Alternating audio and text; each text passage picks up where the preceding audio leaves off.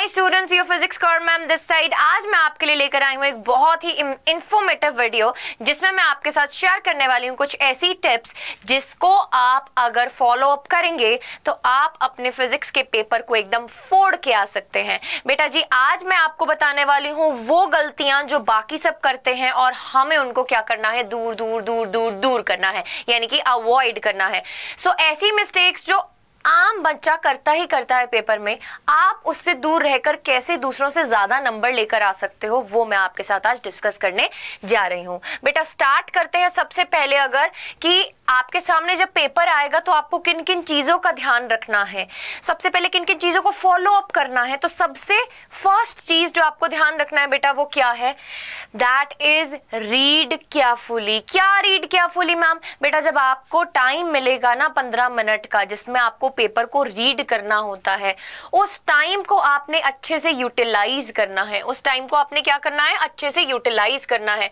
इन 15 minute में आपको pro की तरह बनना है, प्रो की तरह एक्ट करना है। बेसिकली ये वो 15 मिनट हैं जिसमें आप अपने पूरे दिमाग में एक माइंड मैप बना लेंगे कि कैसे आप पेपर को अटेम्प्ट करने वाले हैं। क्या आप सेक्शन ए से शुरू करना चाहते हैं, क्या आप सेक्शन बी से शुरू करना चाहते हैं, क्या आप सेक्शन सी से शुरू करना चाहते हैं, इसकी क्लैरिटी बिल्कुल एकदम दिमाग में हो जानी चाहिए जैसे ही आपके पास पेपर आ जाता है। मेरी अगर पर्सनल ओपिनियन पूछोगे बेटा, अगर तो आपको ऐसा लगता है कि आपको केस स्टडी आती है, 5 नंबर की केस स्टडी होगी, अगर आपको ऐसा लगता है कि आपको केस स्टडी आती है बहुत अच्छे से, अगर वो थ्योरेटिकल बेस्ड है, सबसे पहले वो अटेम्प्ट कर डालो। ठीक है, 5 नंबर तो एकदम शूशटाक से पक्के कर डालो। अगर आपको केस स्टडी रीड करके ऐसा लगता है कि नहीं इसमें सोचने की जरूरत है, बिल्कुल भी उस तरफ जाना भी मत। फिर आप कहां से स्टार्ट करना, सेक्शन ए से स्टार्ट करना। जो 2-2 मार्क्स के होंगे जल्दी से उनको क्वेश्चंस को अटेम्प्ट कर लेना। एंड बेटा उसके बाद अगर मैं आपसे पूछूं आपको नेक्स्ट किस चीज का ध्यान रखना है, प्रॉपर चॉइस का। प्रॉपर चॉइस क्या, व्हाट इज प्रॉपर चॉइस? आपके पास कहीं कहीं क्वेश्चंस में इंटरनल चॉइस भी होती है। सेक्शन ए की बात करें, सेक्शन बी की बात करें, ऐसा एक एक क्वेश्चन आने वाला है जिसमें आपको इंटरनल चॉइस मिलने वाली है। बेटा वहां पे आपने स्मार्टली एक्ट करना है। ऐसा नहीं करना है कि अगर मुझे दोनों क्वेश्चन आते हैं तो मैं दोनों क्वेश्चन कर लेता हूं या कर लेती हूं। बेटा मार्क्स एक के मिलेंगे, पेपर आगे बहुत पड़ा है अटेम्प्ट करने वाला, तो ये गलती मत करना कि दोनों क्वेश्चन वहीं पे अटेम्प्ट करने बैठ जाओ। और अगर सपोज ऐसा है कि एक क्वेश्चन तो बड़ा अच्छे से आता है, दूसरा भी आता है बट इतना अच्छे से नहीं आता, बट मन किया कि दूसरा वाला स्टार्ट कर लेते हैं। बेटा क्यों करना है स्टार्ट, जो अच्छे से आता है उसकी तरफ जाओ, ठीक है? नहीं तो बाद में काटा पीटी करते रहोगे और फिर पेपर प्रेजेंटेशन में प्रॉब्लम हो जाती है, वहां पे मार्क्स कट जाते हैं। नेक्स्ट अगर इंपॉर्टेंट बात बताऊं, मैनेज टाइम। ये जो है ना सारे बच्चे बड़े हल्के में ले लेते हैं कि छोड़ो पर यार, चल रहा है फ्लो में जब लिखना स्टार्ट करते हैं ना तो राइटिंग ऐसे होती है ना, स्टार्टिंग में ऐसी राइटिंग होती है एकदम बढ़िया बढ़िया, फिर एंड में जाते जाते जो राइटिंग है ना वो पता कैसी बनती जाती है, ऐसी होती जाती, ऐसी होती जाती है एंड में राइटिंग। ये चीज को अवॉइड करने के लिए पहले ही अपना टाइम मैनेज करके चलें। आपको पता है 3 सेक्शन आने वाले हैं, you know the number of questions also. बेटा उस हिसाब से टाइम मैनेज करना है। पहले वॉच डाल के जानी है। जिन जिन के सेंटर्स में ऐसा होता है कि वॉच मना है, वॉच नहीं डाल सकते हैं, तो आप बार बार एग्जामिनर से पूछ सकते हो टाइम। और ऐसा होता है कि जिस रूम में आपका पेपर हो रहा है वहां पे घड़ी भी लगी होती है, तो उसके ऊपर नजर भी रखनी है, ऐसा नहीं बह जाना है पेपर करते करते, ठीक है? सो मेक श्योर दैट कि आप टाइम मैनेज प्रॉपर से करें और लास्ट में आपके पास टाइम भी बच रहा है to revise the concepts. Fourth क्या है, don't hurry up. Sometimes it happens कि हमें जब पेपर मिलता है हम उसको इतनी तेजी से लिखना स्टार्ट कर देते हैं, कई बच्चे इतनी तेजी से लिखना स्टार्ट कर देते हैं कि टाइम से बहुत पहले वो पेपर करके फ्री हो जाते हैं। और फिर वो जब उसको रिवाइज करने बैठते तो उनको ऐसा होता है यार मैंने इसमें ये तो पॉइंट लिखा ही नहीं, मैंने डायग्राम को अच्छे से बनाया ही नहीं, मैंने ये तो किया ही नहीं, है ना? तो इससे अच्छा क्या है, आप कोई क्वेश्चन स्टार्ट करने से पहले, मेरी अगर पर्सनल राय पूछो, आपके सामने कोई क्वेश्चन आया, सपोज करो आपको बोल रहे हैं पीएन जंक्शन की फॉर्मेशन बताओ क्या है, फॉर सेमीकंडक्टर का मैं क्वेश्चन उठा रही हूँ, पीएन जंक्शन की फॉर्मेशन बताओ कैसे होती है। बेटा आपको पता होना चाहिए कि आपका सबसे पहला एम क्या है कि आपको डायग्राम ड्रॉ करना है, डायग्राम को लेबल करना है अच्छे से। आफ्टर लेबलिंग आपका उसका कंसेप्ट लिखना स्टार्ट करना है और आंसर कैसे प्रेजेंट करना है, अब वो देखो, वो बताने वाली हूँ। कैसे आप हाई नंबर स्कोर कर सकते हो, अगर बीइंग एग्जामिनर मैं अपनी बात करूँ, कैसे आप हाई नंबर स्कोर कर सकते हो अगर मेरे पास आपका पेपर आए और आपने ये जो स्टेप्स मैं अभी बताऊंगी वो फॉलो अप किए होंगे, तो मैं तो फुल बटा फुल दे दूंगी।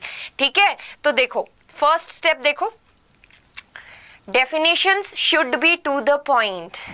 इट हैपन्स कि बच्चे को जब डिफाइन का क्वेश्चन आता है ना, डिफाइन वेवफ्रंट, है ना, डिफाइन वेवफ्रंट, ऐसी कहानी डालते हैं बच्चे 4-4, 5-5, 6-6 लाइन की कि वेवफ्रंट का आगे पिछला सब लिख डालते हैं।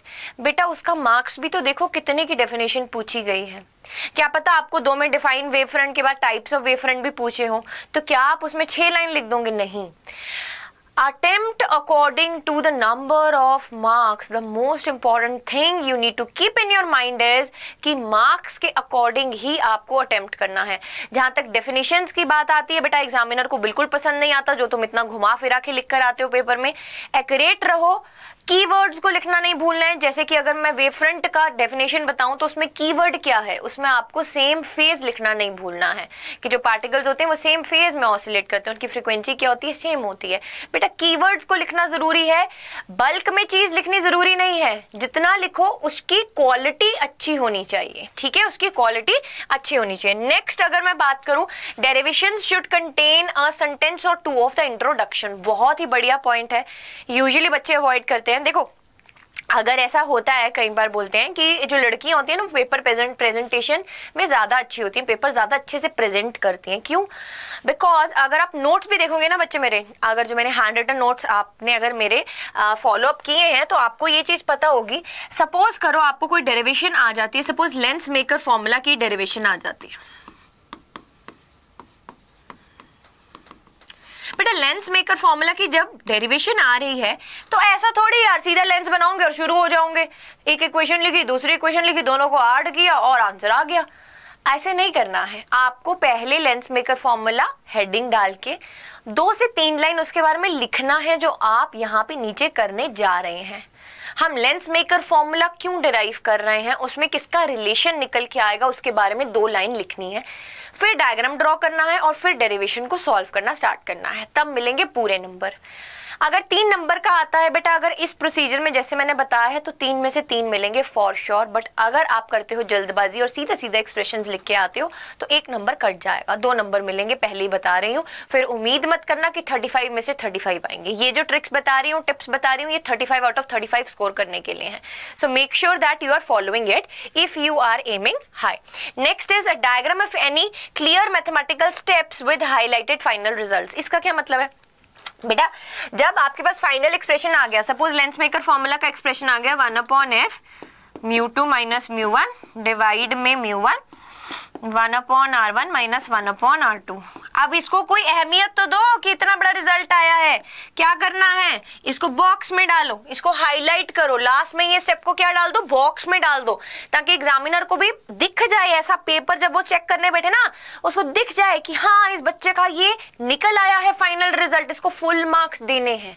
तो वो कब मिलेंगे, जब आप उस रिजल्ट को हाईलाइट करोगे, यानी कि आप उसको इस बॉक्स में डाल दोगे। ठीक है, सो ये नहीं भूलना बेटा करना। उसके बाद आता है next point, that is graphical question and conceptual problems should be supported with the correct reasoning.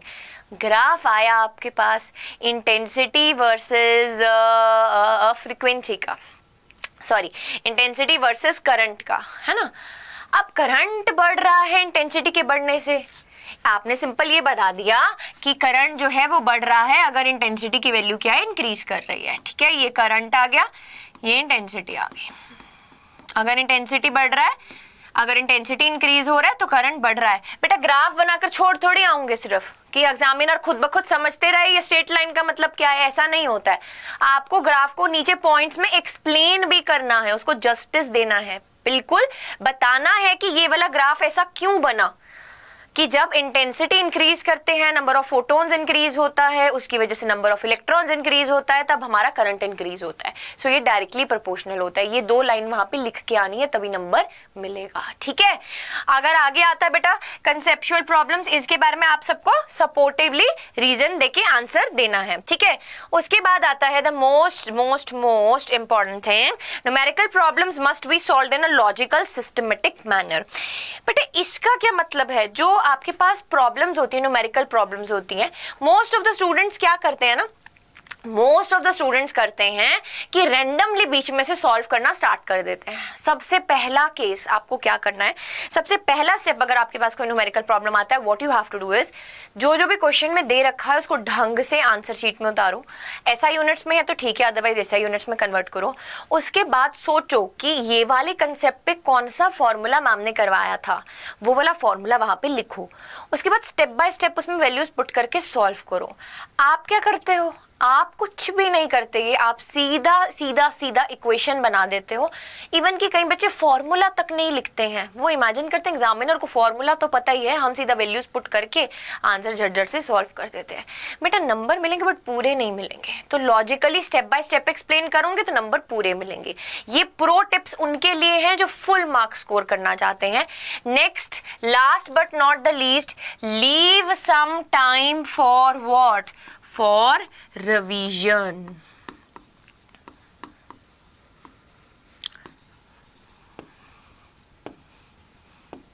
देखो कुछ ऐसे पॉइंटर्स होते हैं जब हम पेपर को रिवाइज करते हैं ना कंप्लीट होने के बाद, तब हमें पता चलता है कि यार ये नहीं लिखा इसमें, यार ये लिख सकते थे, या यही लेबलिंग करते टाइम ये चीज मिस हो गई। डायग्राम्स में बहुत एक्यूरेट रहना है, क्लीन बनाने हैं diagrams. Please I request you all, जो सिंपल माइक्रोस्कोप टेलीस्कोप अगर किसी का भी डायग्राम आता है तो उसको पेन से बनाने का कष्ट ना करें, पेंसिल और अपना स्केल और रबड़ लेकर जाएं, ठीक है। ये बेसिक से चीजें हैं, बट आप ये चीज नहीं करने वाले हैं, आप वहां पे पेन से बनाने वाले हैं। देखो आप वहां पे पेन से बनाओगे, फिर रे डायग्राम कहीं जाएगा नहीं, तो आप उसको फिर कांटा मारोगे, उसका क्या फायदा, उसका क्या फायदा बोलो। एग्जामिनर के ऊपर तो गलत इंप्रेशन पड़ा ना, उसको तो ऐसा लगेगा कि तुम्हें नहीं आता है। उसको क्या पता बेचारे को कि तुम वहां पे सीधा रे नहीं खींच पा रहे हो, तुम स्केल नहीं लेकर गए, या तुम पेंसिल से नहीं ड्रॉ कर रहे थे, इसलिए तुम्हारा गलत हो गया। तो ये सब गलतियां अवॉइड करने के लिए बेटा आप क्या लेकर जाएं, अपना पूरा सामान लेकर जाएं पेपर में, यानी कि पेंसिल, पेन, ताकि आप डायग्राम्स को प्रॉपरली ड्रॉ कर सकें, ठीक है। Diagrams with pencil only, proper labelling, ठीक है। Proper labelling should be there, proper labelling should be there in the diagrams also, okay बेटा। नेक्स्ट,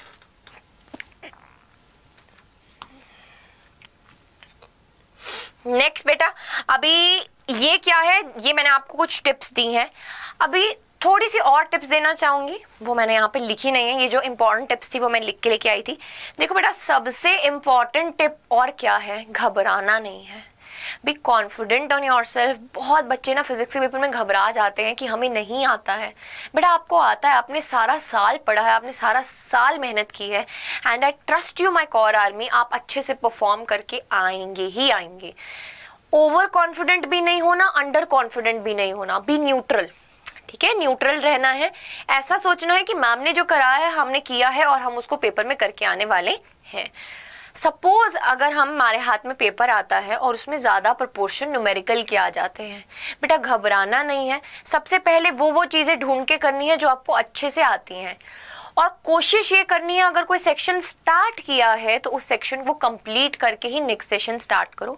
ऐसा कोई हार्ड एंड फास्ट रूल नहीं है कि दूसरा सेक्शन स्टार्ट नहीं कर सकते, but still it's my personal opinion to all of you कि आप एक सेक्शन खत्म करके दूसरे सेक्शन में जाएंगे तो ज्यादा हौच पौच नहीं लगता आपके पेपर में जब एग्जामिनर को चेक करना होता है, ठीक है।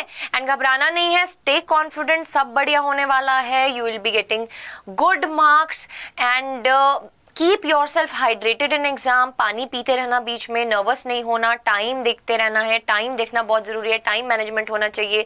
बहुत सारे बच्चों के साथ ऐसा होता है पेपर आता है बट छूट जाता है बिकॉज फिजिक्स का पेपर थोड़ा लेंथी होता है। तो मेक श्योर दैट आप टाइम को भी अपने हाथ में कंट्रोल करके रख रहे हैं, ऐसा नहीं कि टाइम बहता रहे और आपको पता ना चले। बेटा इसके अलावा अगर आपको कोई भी डाउट्स आ रहे हैं तो आप अड्डा 24/7 की ऐप को डाउनलोड कीजिए और उसको अपलोड कर दीजिए। I will be addressing all the doubts and our team is there to address all your doubts. Free doubts solving features है वहाँ पे, आपको नोट्स एंड यूट्यूब सेशन के पीडीएफ्स मिलते हैं, PYQ free subject wise daily quizzes मिलते हैं, so lot of benefits are there. Other than that बेटा ये गूगल फॉर्म है, नीचे इस वीडियो के डिस्क्रिप्शन में पिन करवा दिया जाएगा। इसमें क्या है basically, if you want guidance in the future, अगर आप 12th के बाद कंफ्यूज हैं, आप क्या लेना चाहते हैं आगे या कुछ भी किसी भी टाइप की आप गाइडेंस चाहते हैं हमसे, तो आप ये फॉर्म को भरिए। This is career opportunity. क्या आप अगर किसी भी चीज के रिलेटेड कंफ्यूज हैं, अपने करियर को लेके कंफ्यूज हैं, तो आप डिस्क्रिप्शन बॉक्स में ये जो दिया हुआ फॉर्म उसको फिल कीजिए। We will be contacting with you and we will be talking and आपकी सारी दुविधाओं को हम सॉल्व करेंगे। बेटा ये कुछ टिप्स थे, इस टिप्स की वीडियो को जरूर से शेयर कर देना सब स्टूडेंट्स के साथ। और एक बात का ध्यान रखना, जब भी आप कोई क्वेश्चन को पढ़ते हैं, whether it be numerical, whether it be a theoretical question, उसको 2 टाइम जरूर पढ़ें, मिनिमम। याद रखेंगे, मिनिमम उसको 2 टाइम जरूर पढ़ें। बिकॉज बेटा कभी कभी ऐसा होता है कि हमारी आंखें ना कुछ देखना चाहती होती हैं पेपर में जो हमें बहुत अच्छे से आता होता है, और कई बार जब हम क्वेश्चन को रीड करते हैं ना, हम उसका फर्स्ट टाइम पे एक्चुअली मीनिंग समझ नहीं पाते कि वो क्या पूछना चाहता है। तो एटलीस्ट 2 बार रीड कीजिए, सेकंड बार में आपको पूरी क्लैरिटी हो जाएगी कि आपको क्वेश्चन में क्या पूछ रहे हैं। माइंड मैप बनाइए अपने पूरे दिमाग में कि आप उस क्वेश्चन को कैसे अटेम्प्ट करने वाले हैं according to the marks, and उतर जाइए जंग के मैदान में। So this was some tips by physics core. Bye bye all of you and take care.